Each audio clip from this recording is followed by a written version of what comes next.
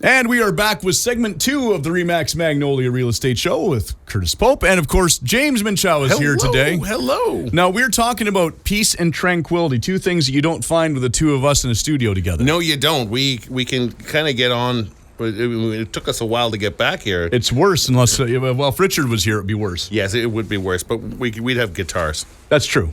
Which might help the tranquility, but not the peace. Yes, exactly. Well, it could be.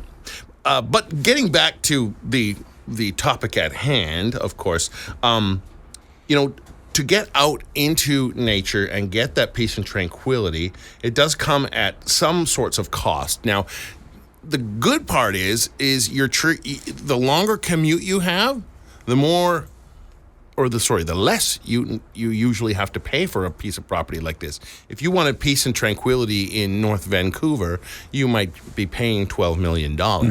Whereas you want peace and tranquility out in, East Mission, you might be paying $1.2 million. Right. Let's say. So there's going to be a good trade-off, but you will have to drive to your work. But know that when you come back, everything's peace and quiet. Another sort of cost, if you will, is utility access. There's not always going to be natural gas at your location when you're living out in the forest. So now you have to think, well, I need a propane tank. There's services, there's propane services that they stick a cellular connection on the outside of your propane tank. They notice it's getting empty. They just come and fill it. You don't even know. So in a lot of cases, things like that, okay, that sort of works itself out. But things like sewer, a lot of people have been living on city sewer their whole life in the middle of Surrey or something like this, and now they move out to a place and then they got to learn how to use a septic system. It's not hard. A little bit of maintenance, but that's something that you do have to do. Maintaining your place. So, a place with a lot of trees, you're going to have to at one point either trim the trees or cut down a dead tree, or if a tree falls, you're going to have to know how to cut that. So, getting to know, your tools and how to regulate the environment is a big thing, because there's no city service that's going to come and help you out when that tree falls, right?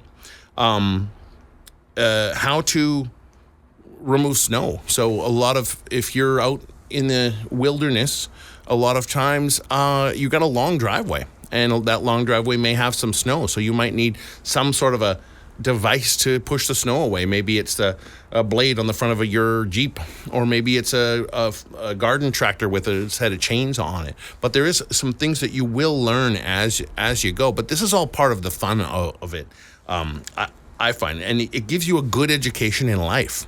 So, sometimes you're going along in your city job and your city life, and you're like, you know what, I'm not fulfilled. I need something more. Well, this is what that something more is. If you were just living your same city life out in a forest, it wouldn't change much. It's these experiences, how to clear snow off of a long driveway and how to use a chainsaw. We operate them right. It was easy. My dad had about a 100-foot driveway, even in our place in Richmond. Yeah. And how he got the snow off it was, Curtis, go clean the driveway. Oh, so we can call you then? Sure. Leave us your pretty good at it. Phone number, if you don't mind. 1-800-GOT-SNOW. I don't know how me and my brother always had to do that stuff. I look at my kids, go do our driveway, and I have like a 20-foot drive, and they're like, no. Yeah. Yeah, no. I mean, when I park all my cars on the driveway and it snows, all I have to do is just drive my cars off the driveway, and it's done. Yeah. Mine's almost like that. Just there's a little bit. It always snows when I'm not there. That's the problem. Yes, indeed. I get that, but clearing snow off of a 14-foot driveway is a little different than clearing snow off of a 250-foot driveway, or something like this, or some hills or something. Because again, if you're going to be out in the peace in the wilderness, you're probably going to be in a little valley or on a little hill. So you will need to clear the snow. It's just a fact of life, and it snows a little bit more out east than it does, say, in the center of Burnaby or Surrey. And so this is the kind of education that we want for ourselves, and especially for our kids, learning that value of hard work and about living in nature that can really pay off in leaps and bounds. Well, that's another thing you have to learn about is like you said, nature, because when you move away from the city, even in the city, depending on where you are going to have run-ins with nature. Yeah. When I was living up north, for example, we often had deers or foxes, even moose eating leaves off the tree in the front yard. Yeah. Where, even here where I live in East Abbey, we have tons of raccoons. Those little trash pandas are everywhere. Yeah. Yes, they are. We've got deer that come up and down the road. We've had bears just down the road. We got wildlife even amongst the city. It's true. Yeah, and the further out you go, the more you're going to be living with them as opposed to against them. And so this is kind of that education. It's part of your change of lifestyle that you want if you're the kind of person who wants that, right? Can you really picture that? Like I can always, every time I wake up at my house, and I don't hate my house, I love my house, but I can always picture I come downstairs and instead of looking at my neighbor's house when I am drinking my coffee, I'm looking out over trees and a little valley and maybe a mountain in the background, a tiny lake just a little ways away, and it's just see the mist coming in from the valley. I have a wood fire. This is the kind of thing that I kind of really dream about when I'm having my first sips of coffee.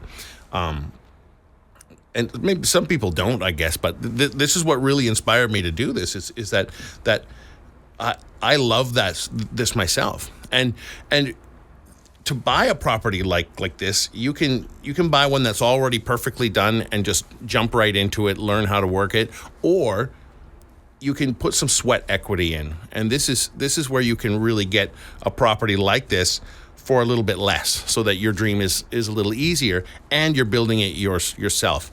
I'm building a little internet show about a couple who have done this, and I'm learning a lot about how they built their property from almost nothing to this beautiful place. And so if you want to put the sweat equity in, you can get places for a little bit less and then build it to your dream style, clear some land, upgrade a house, build some shops, this kind of thing. And you can with a piece of land way out there, you can turn a whole bunch of forested hillside into a gorgeous place to live. My uncle did that when I was a kid, when I was probably about 10, Really? 8 or 9. He bought a place up by Shuswap Lake. Yeah. And it was down a road out of Enderby, 12 miles or something. Whoa. And it was so cool to go there. And he built the house and the barn and everything over there. And he had a good chunk of property. And it was I always looked forward to go there for a week in the summertime. It was just so much fun to be, like you said, out in the wilderness. Yeah, you had to watch out for bears and stuff that. But it was always so much fun to go hang out there and spend some time and have the campfire going, like you said. Yeah, exactly. And the sound of the river. It was so cool.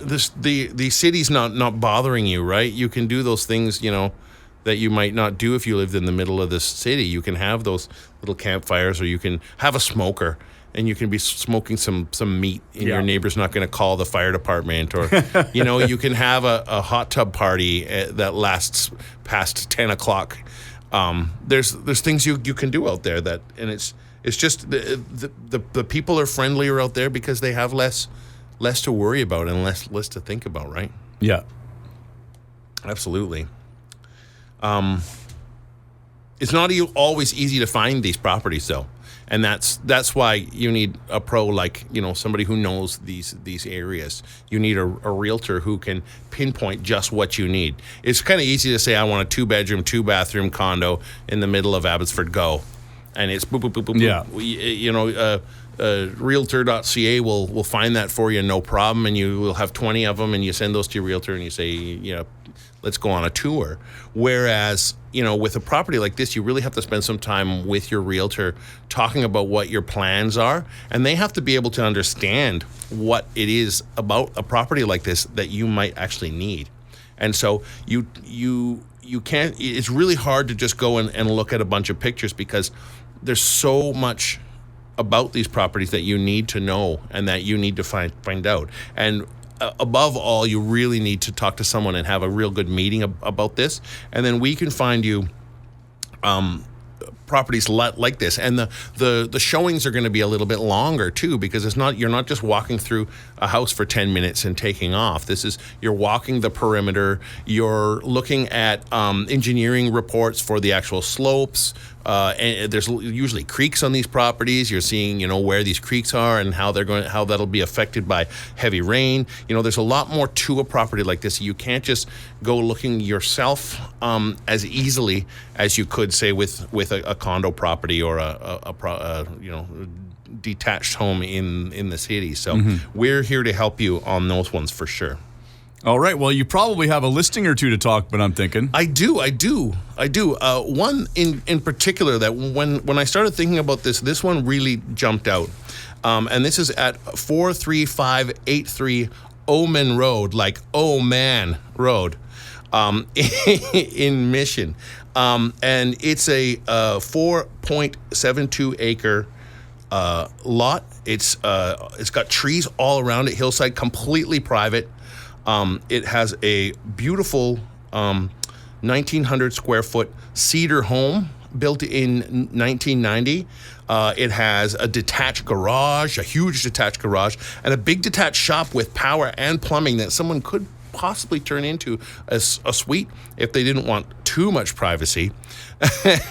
And this is the kind of property that with some vision, you could turn this thing, and you probably could really build on the equity of this place after you buy it by doing some fabulous attachments to the yard, making the yard just a beautiful parkland. There's room in this property to make it even more beautiful than it already is. But in its state right now, it's like a wilderness adventure land, just completely peaceful. And then another one I have that sort of goes along with this, and I was talking about you can live with peace outside of being in seclusion, and that's at Harrison Highlands. There's a brand new home, 2,300 square feet, under $1 million, and you're living in a very quiet, beautiful neighborhood. And just call me about that. Very nice. Yeah. All right. Well, if people want more information about these listings and everything Remax Magnolia, where can they go? They can go to remaxmagnoliarealty.com, or they can go to jamesminchau.com and look at all these listings. Not a bad idea. Right on.